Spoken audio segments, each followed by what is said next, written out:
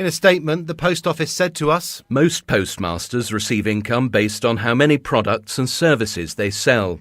Businesses that host post offices also make money from the extra footfall that Post Office gives any retailer.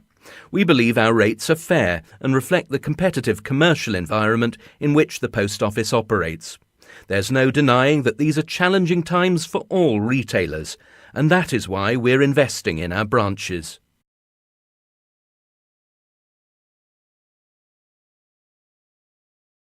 Right, first class is £3.45, second £2.95. I'll have second, please. Anything dangerous or valuable? An everyday post office transaction, thousands of which will happen today in Cornwall, but many of our local post offices have closed. It's a combination of lower subsidies from the post office since privatisation and the struggle local shops have to compete with supermarkets.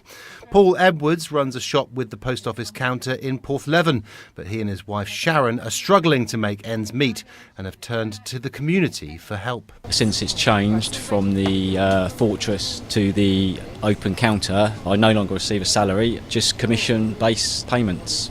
So how much did you get from them before? It was around about 14,000 salary, which has now been removed. So it was pretty much half and half. So I'm pretty much receiving now half of what I got before for extending almost double the hours.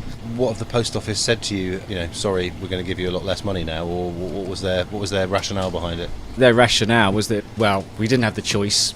It was decided that it would go on there by the post office, that opening the extra hours would increase footfall and therefore make up the difference in salary. But in a village it doesn't work, and it hasn't worked. And how important do you think is the post office element of your business to the community? Oh, it's vital, absolutely vital. I mean, we've done a survey, there's 20% of the village over 65.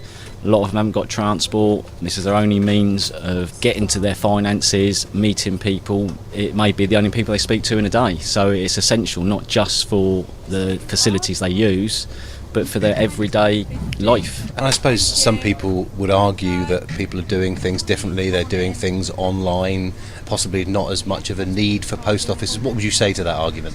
No, I totally disagree with that. Totally disagree. I've encouraged the village to use us, to get their tax dis here, to do their banking here, get their pensions. I mean, everything can be done over the counter that can be done online. A lot of people don't have access to the internet. You've told the community that you're struggling. How much of a financial struggle has it been for you? It's been pretty dire. It started 2 years ago, just over 2 years ago, when the salary was removed.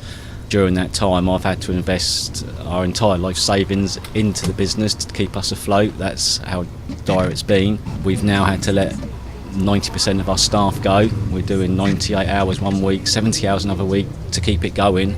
And it's just got to the stage now the wheels have nearly fallen off, so I wanted to inform the village of where we were and just ask for their help, for support. And what's been the reaction from the village? Oh, it's been absolutely amazing. I mean, we had an initial meeting, over 200 people turned up on a Saturday evening, formed a support group, just giving me help and guidance on how to go about this situation. And yeah, the village has been really, really generous. The businesses have all jumped on board and they're helping as well in various forms. So yeah, it is literally overwhelming, the support I've got from the village. So I think that in itself says how important it is to keep the post office. And the new boss of the post office has just received a fairly substantial bonus, I'm sure you'll be aware. What would your message be to him? I don't know if I can say that on air.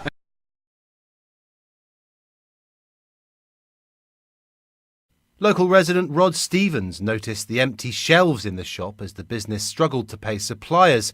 He's formed the Porthleven Community Support group. We need to raise £30,000. Yes, is that amount.